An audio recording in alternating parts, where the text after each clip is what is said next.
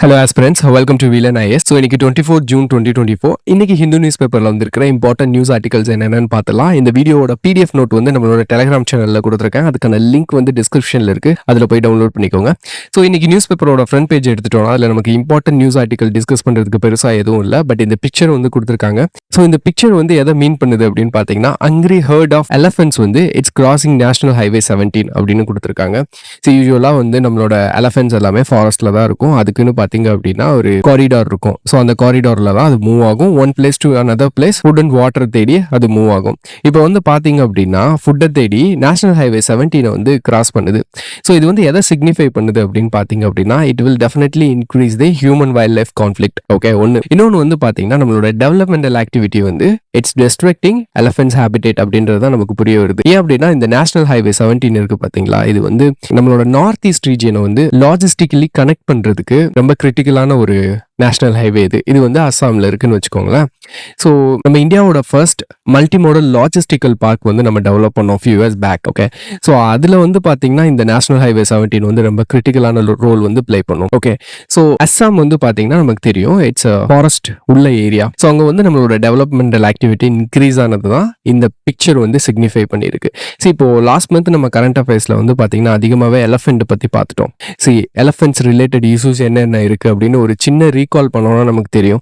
சரி, இதுல வந்து பாத்தீங்கன்னா ஃபர்ஸ்ட் வந்து நம்ம லாஸ்ட் ஃபியூ மந்த்ஸா வந்து எலஃபென்ட்ஸ் வந்து பாத்தீங்கன்னா ட்ரெயின்ல ஹிட் ஆகிற நியூஸ் வந்து நம்ம பார்த்தோம். ஃபார் எக்ஸாம்பிள் பாலக்காடுல வந்து பாத்தீங்கன்னா லாஸ்ட் ஒரு ஃபீமேல் எலஃபென்ட் வந்து ஹிட் ஆகி இறந்து போனதை பார்த்தோம். ஸோ அதுக்கு வந்து பாத்தீங்கன்னா நிறைய வாய்ஸஸ் வந்து ரைஸ் பண்ணாங்க அதுக்கு அகேன்ஸ்டா. ஸோ அப்போ கவர்மெண்ட் சார்பில் இருந்து என்ன பண்ணாங்கன்னா, அந்த லோகோ பைலட்ஸ் இருக்காங்களே ட்ரெயின் ஆப்ரேட் பண்றவங்க, ஸோ அவங்க தான் அவங்களோட தப்பு அப்படின்னு சொல்லிட்டு அவங்கள வந்து டிஸ்மிஸ் பண்ணாங்க. அவங்களுக்கு அகேன்ஸ்டா வந்து கேஸ் போட்டிருந்தாங்க கவர்மெண்ட் சார்பில். ஸோ இதை வந்து லோகோ பைலட் யூனியன் வந்து என்ன பண்ணாங்க, ரயில்வே யூனியன் வந்து இதுக்கு அகேன்ஸ்டா அவங்களுக்கு அகேன்ஸ்டா இருந்தாங்க. ஓகே, ஸோ இது வந்து ஹியூமன் எரர் கிடையாது அப்படின்னு ஒரு இஷ்யூ போயிட்டு இருந்துச்சு. அது ஒரு issue, train hits on elephant. Okay, and habitat destruction.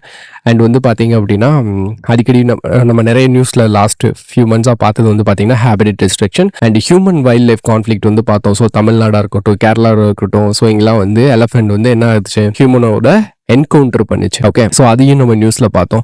அதுக்கடுத்து பார்த்தீங்க அப்படின்னா ட்ரை ஸ்டேட்ஸ், அதாவது கேரளா, கர்நாடகா அண்ட் தமிழ்நாடு சேர்ந்து என்ன பண்ணாங்க, second synchronised elephant population survey வந்து எடுத்தாங்க. ஓகே, இது வந்து செகண்ட் எடிஷன், இதுவுமே போன மாசம் நியூஸ்ல வந்தது. அண்ட் இன்னொன்று வந்து பாத்தீங்கன்னா ஏஐ ஏர்லி வார்னிங் சிஸ்டம் வந்து இந்த ட்ரெயின் ஆக்சிடென்ட் நடக்குது இல்லையா, அதை கண்ட்ரோல் பண்றதுக்காக நம்மளோட ஃபாரஸ்ட் மினிஸ்ட்ரியோட செக்ரட்டரியே டைரக்டா வந்து இந்த ஏஐ ஏர்லி வார்னிங் சிஸ்டம் வந்து பைலட் ப்ராஜெக்டா கோயம்புத்தூர் மதுக்கரையில வந்து இம்ப்ளிமெண்ட் பண்ணியிருந்தாங்க. ஸோ அது இந்த span of month 150 elephant crossings வந்து அது டிடெக்ட் பண்ணியிருந்தது. ஓகே, பட் அதை வந்து இனிமே இந்தியா லெவல்ல இம்ப்ளிமெண்ட் பண்ணணும் இந்த ஆக்சிடென்ட்ஸ்லாம் தடுக்க. ஸோ இதெல்லாம் வந்து பாத்தீங்கன்னா ஓவராலா நம்ம லாஸ்ட் மந்த்ல நம்ம இது ரிலேட்டடா எலஃபென்ட் ரிலேட்டடா பார்த்த நியூஸ். ஓகே, ஸோ எலஃபென்ட்டை பத்தி பேசிக்கா சொல்லணும் அப்படின்னா, எலஃபென்ட் வந்து it's a natural heritage animal and வந்து இது வந்து நம்ம ஈகோ சிஸ்டம்ல வந்து பாத்தீங்கன்னா ஒரு கீ ஸ்டோன் ஸ்பீசஸ். ஸோ இந்த ஸ்பீசஸ் வந்து லாஸ் ஆச்சு அப்படின்னா டோட்டல் ஈகோ சிஸ்டமோட பேலன்ஸே போயிடும். ஓகே, கொலாப்ஸ் ஆயிடும். அதனால இதை வந்து நம்ம கீ ஸ்டோன் ஸ்பீசஸ் அப்படின்னு சொல்லுவோம். அடுத்து வந்து பாத்தீங்கன்னா ப்ராஜெக்ட் எலஃபென்ட் டேட்டா படி ஸோ வைல்ட் ஏஷியன் எலஃபென்ட்ஸ் தான் இந்தியாவில் இருக்கு.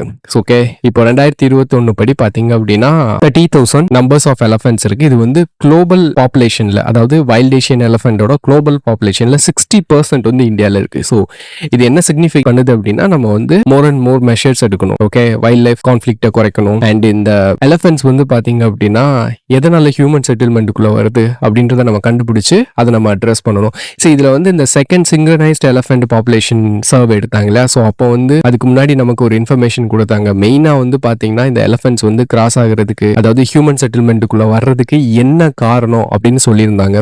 சரி, அதுக்கு வந்து யூக்கலிப்டஸ் ட்ரீஸ் வந்து சொல்லியிருந்தாங்க. கரெக்டா, ஏன்னா வந்து யூக்கலிப்டஸ் ட்ரீஸ் வந்து பாத்தீங்கன்னா டென்ஸா வளரும். ஸோ எலஃபென்ட்ஸால அதை கிராஸ் பண்ணி மூவ் ஆக முடியாது. எலஃபென்ட்ஸோட பாத்ல வந்து அது வந்து ஒரு அப்ஸ்ட்ரக்ஷனா இருக்கும். ஸோ அதனால வந்து பாத்தீங்கன்னா இந்த செகண்ட் சிங்க்ரனைஸ் சர்வேல யூக்கலிப்டஸ் ட்ரீஸ்லாம் நம்ம ரிமூவ் பண்ணணும்னாங்க.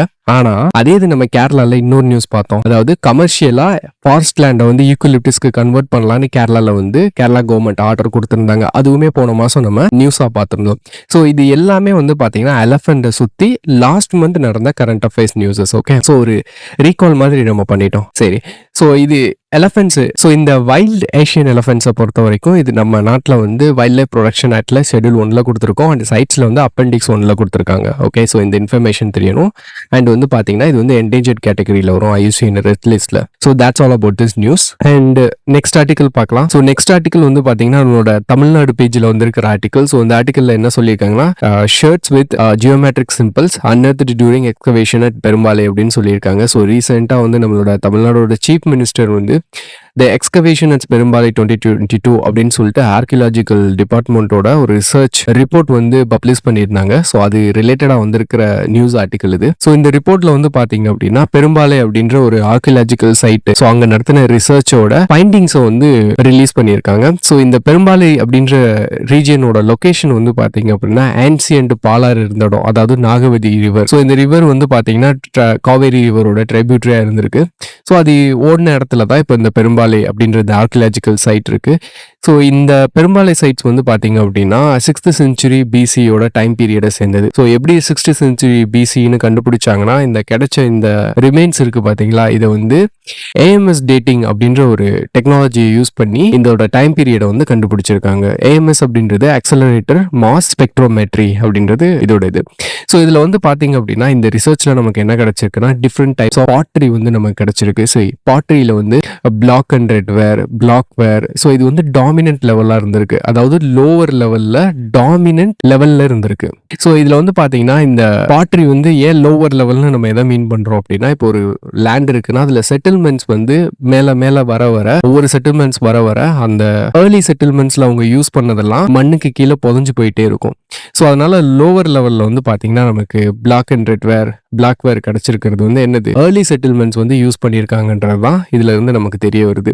ஓகே, அண்ட் இதுல வந்து இன்னொரு பாயிண்ட் என்ன கொடுத்துருக்காங்கன்னா வெல் லேவிகேட்டட் கிளே அப்படின்னு சொல்லி கொடுத்துருக்காங்க. இது என்ன நமக்கு சிக்னிஃபை பண்ணுது அப்படின்னா இட்ஸ் அட்வான்ஸ்டு டெக்னிக், அதாவது அந்த டைம் பீரியட்ல வந்து பாத்தீங்கன்னா அயர்ன் ஏஜ்ல அட்வான்ஸ் டெக்னிக்கை யூஸ் பண்ணி இந்த பாட்டரி எல்லாம் செஞ்சிருக்காங்க. ஸோ அப்போ இந்த ஃபைண்டிங்கோட சிக்னிஃபிகன்ஸ் நமக்கு என்ன அப்படின்னா, இந்த பெரும்பாலை இருக்கு பாத்தீங்களா, இது வந்து ஒரு அயர்ன் ஏஜ் செட்டில்மெண்ட் அப்படின்றத நம்ம டிஸ்கவர் பண்ணியிருக்கோம். அண்ட் வந்து பாத்தீங்கன்னா இந்த டைம்ல வந்து அட்வான்ஸ்டு கிராஃப்ட்மேன்ஷிப் வந்து இருந்திருக்கு அண்ட் ட்ரேட் பிராக்டிசஸ் வந்து பண்ணியிருக்காங்க, அது நமக்கு தெரியுது.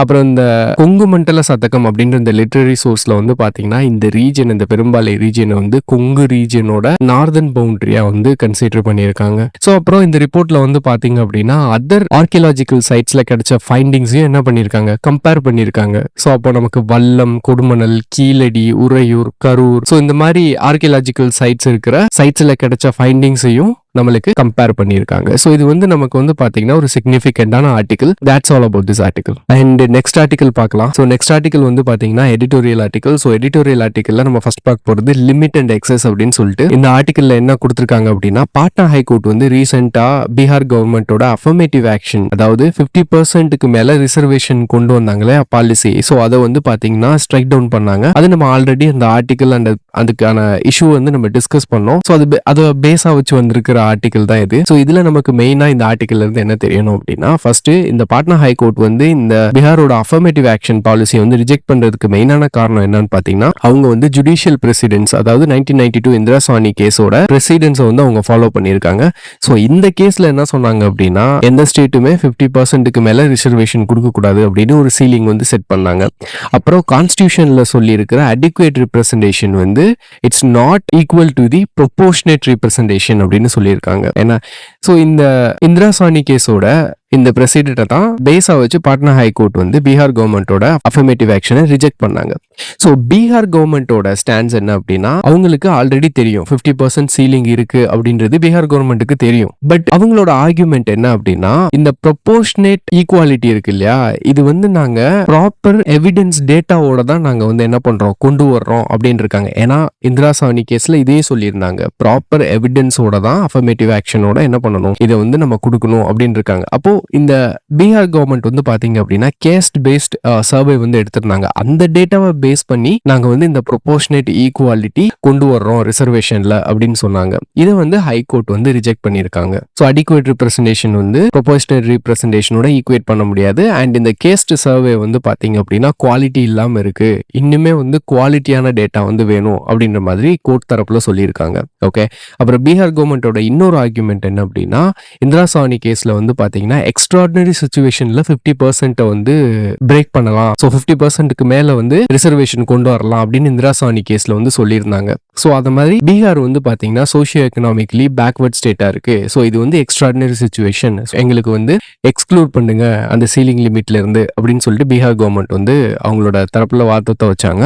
பட் கோர்ட் வந்து அதையுமே ரிஜெக்ட் பண்ணிட்டாங்க. ஏன் ரிஜெக்ட் பண்ணாங்க அப்படின்னா இந்திரா சாவனி கேஸ்ல அவங்க சொன்ன எக்ஸ்க்ளூஷன் வந்து பாத்தீங்கன்னா ஒன்லி ஃபார் தி ஜியோகிராபிக்கல் ரிமோட்னஸ், அதாவது ஒரு பர்டிகுலர் பீப்புள் வந்து ரீச்சே பண்ண முடியாத இடத்துல ஒரு இடத்துல ரிமோட்டான பிளேஸ்ல இருக்காங்க அப்படின்னா அந்த மாதிரி சிச்சுவேஷன்ல அவங்களுக்கு ரிசர்வேஷன் கொடுக்கறதுக்காக இந்த 50% சீலிங்கை வந்து கிராஸ் பண்ணலான்னு இந்திரா சாவனி கேஸ்ல சொல்லி இருக்கிறாங்க. ஸோ அதை வந்து பாட்னா ஹைகோர்ட் வந்து அப்ஹோல்ட் பண்ணியிருக்காங்க. ஸோ பீகார் கவர்மெண்டோட இந்த 2 ஆர்குமெண்ட்டையுமே இன்வாலிட் ஆக்கியிருக்காங்க Patna high court. Okay, so that's all about this article. And next editorial ஆர்டிகல்ஸ்ல வந்து பாத்தீங்கன்னா நம்ம எக்ஸாம் பாயிண்ட் ஆஃப் வியூல ஸ்பெசிஃபிக்கான ஆர்டிகல்ஸ் வந்து இல்ல, இது more general article, but it gives you a good perspective. So அதனால இந்த மெயின் எடிட்டோரியல் ஆர்டிகல்ல வந்து அட்லீஸ்ட் ஒன்ஸ் வந்து ரீட் பண்ணுங்க. நம்மளோட ரீடிங் அபிலிட்டி அண்ட் காம்ப்ரஹென்ஷன் வந்து இன்க்ரீஸ் பண்ணிக்கிறதுக்காக இது யூஸ் ஆகும். அடுத்து இன்னொரு எடிட்டோரியல் ஆர்டிகல் வந்து பாத்தீங்கன்னா த create space for governance with green ஹார்ட்னு கொடுத்திருக்காங்க. ஸோ லோக்சபா வந்து ஸ்டார்ட் ஆக போகுது. ஸோ அதனால கவர்மெண்ட் வந்து அடுத்து என்ன ஃபோக்கஸ் பண்ணணும் அப்படின்னு சொல்லிட்டு ஜென்ரலா கொடுத்திருக்காங்க. ஸோ இதுவுமே நமக்கு வந்து எக்ஸாம் பாயிண்ட் ஆஃப் வியூல வந்து பாத்தீங்கன்னா அவ்வளவு சிக்னிஃபிகண்டான ஆர்டிகல் கிடையாது. ஓகே, பட் இதுல வந்து பாத்தீங்கன்னா ஒரு ஐடியா கிடைக்கும், நமக்கு நம்மளோட பெரிஃபரல் நாலேஜ் வந்து இன்க்ரீஸ் பண்ணிக்கலாம். ஸோ அதனால இந்த ஆர்டிகல் வந்து அட்லீஸ்ட் ஒன் ரீட் பண்ணுங்க. அண்ட் நெக்ஸ்ட் பார்க்கலாம். ஸோ நெக்ஸ்ட் வந்து பாத்தீங்க அப்படின்னா டேட்டா பாயிண்ட் ஆர்டிகல். ஸோ இந்த ஆர்டிகல்ல வந்து India among select few countries that have not conducted the census அப்படின்னு சொல்லிட்டு டேட்டா கொடுத்திருக்காங்க. இது வந்து நமக்கு வந்து பாத்தீங்கன்னா எக்ஸாம் பெர்ஸ்பெக்டிவ்ல டைரக்டா கொஸ்டின்ஸ் கேட்க மாட்டாங்க. ஸோ அதனால நமக்கு வந்து இம்பார்ட்டன்ட் கிடையாது. ஏன் அப்படின்னா இந்த சென்சஸ் இஷ்யூவே வந்து it's revolves around the political turf. So அதனால நம்ம கொஸ்டின்ஸ் எக்ஸ்பெக்ட் பண்ண முடியாது. பட் இந்த இஷ்யூல வந்து நமக்கு அண்டர்ஸ்டாண்டிங் வந்து நல்லாவே இருக்கணும் கண்டிப்பா. ஏன் அப்படின்னு பாத்தீங்கன்னா நம்ம கண்ட்ரியை பொறுத்த வரைக்கும் நம்ம கண்ட்ரி ஒரு welfare state. So welfare state அப்படின்றது பாத்தீங்க அப்படின்னா நம்ம பீப்புளுக்காக நிறைய வெல்ஃபேர் ஸ்கீம்ஸ் வந்து நம்ம ரன் பண்ணுவோம். ஸோ இந்த ஸ்கீம்ஸ் எல்லாமே வந்து பாத்தீங்க அப்படின்னா அதோட பெனிஃபிஷியரியை நம்ம வந்து நிறைய சர்வேஸ் வச்சுதான் நம்ம வந்து டிசைட் பண்ணுவோம் யாரு பெனிஃபிஷியரி ஆவாங்க அப்படின்னு சொல்லிட்டு. அப்போ இந்த சர்வேஸ் வந்து பாத்தீங்க அப்படின்னா இந்த பெனிஃபிஷியரி ஐடென்டிஃபிகேஷன்ல ரொம்ப கிரிட்டிக்கலான ஒரு ரோல் வந்து பிளே பண்ணுது. இப்போ இந்த சென்சஸ் வந்து பாத்தீங்க அப்படின்னா இந்த சர்வேஸ்க்கான ஃபவுண்டேஷன். ஸோ இப்போ நம்ம இந்த சென்சஸ் கண்டக்ட் பண்ணாதனால இந்த சர்வேஸ் எல்லாம் ஆக்சுவல் ஃபிகர்ஸ் வந்து ரிப்ரசென்ட் பண்ணாது. ஸோ அதனால நமக்கு சர்வே வந்து ரொம்ப எசென்ஷியல். லாஸ்ட் வீக் வந்து பாத்தீங்கன்னா நம்ம ஒரு எடிட்டோரியல் டிஸ்கஸ் பண்ணோம், it is time for census அப்படின்னு சொல்லிட்டு. ஸோ அதுலயே இந்த சென்சஸ் ரிலேட்டட் பேசிக்ஸ் எல்லாம் நான் வந்து எக்ஸ்பிளைன் பண்ணியிருப்பேன். அதை கன்சாலிடேட் பண்ற மாதிரி இன்னைக்கு இந்த ஆர்டிக்கல்ல வந்து டேட்டா கொடுத்திருக்காங்க. இதுல நமக்கு கீ டேட்டா என்ன அப்படின்னு பாத்தீங்கன்னா among the most populous countries in the world India and Nigeria மட்டும்தான் இன்னுமே சென்சஸ் எடுக்காம இருக்காங்க. ஓகே, அண்ட் பிரிக்ஸ் நேஷன்ஸோட நம்ம கம்பேர் பண்றப்போ இந்தியா மட்டும்தான் பிரிக்ஸ் குரூப்ல இன்னும் சென்சஸ் எடுக்காம இருக்காங்க. சோ இது வந்து நமக்கு தெரிஞ்சிருக்கணும். Okay, that's all about this issue. And next important ஆர்டிகல்ல வந்து என்ன சொல்லியிருக்காங்கன்னா industry seeks to rethink on Chinese FDA curb and high import டாரிஃப்ஸ்னு சொல்லியிருக்காங்க. சோ இந்தியாவோட ஸ்டாண்ட்ஸ் வந்து பாத்தீங்க அப்படின்னா சைனால இருந்து இம்போர்ட் பண்ணக்கூடிய சில கிரிட்டிக்கல் கம்போனன்ட்ஸ்க்கு வந்து ஹை டாரிஃப்ஸ் வந்து செட் பண்ணியிருக்காங்க. அப்புறம் வந்து பாத்தீங்கன்னா எஃப்டிஏ ரெஸ்ட்ரிக்ஷன்ஸ் வந்து நம்மளோட நெய்பரிங் கண்ட்ரிஸ்க்கு வந்து இந்தியா செட் பண்ணியிருக்காங்க. அதாவது வந்து பாத்தீங்கன்னா ஒரு கட்டத்துல வந்து சைனீஸோட இன்வெஸ்ட்மெண்ட் வந்து அன்யூஷுவலா ஹையா இருந்துச்சு இந்தியால.